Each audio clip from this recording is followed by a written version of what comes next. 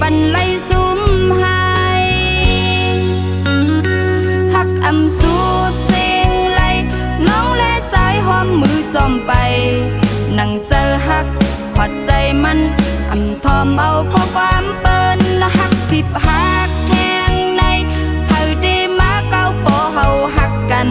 ตามนเซออยู่โฮมลอยตั้งหักอ่อนสองหาขึ้นมาตั้งเฮินก็เต็มมีตั้งเสือเต็มทนอยู่เข้มไปก็ไม่ซ้อมเฮอซ้อมน้ำลงไหล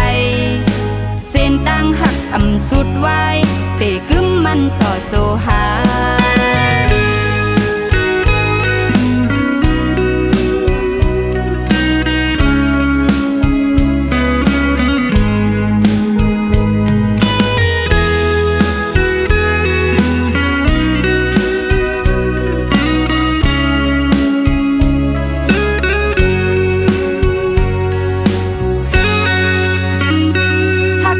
สูดเสียงไลน้องและสายหอมมือจอมไปนั่งเซอหักขอดใจมัน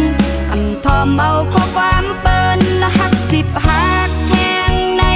เฮาได้มาเก้าปอเฮาหักกันตามนเซออยู่โฮมลอยตั้งหักอ่อนสองหาไว้มาปอหน้าเฮินเฮาใหญ่สูงขึ้นมาเต็มทนอยู่เข้มไปก็ไม่ซ้อมเฮอซ้อมน้ำลงไหลเส้นตั้งหักอำสุดไว้เตะกึมมันต่อโซหา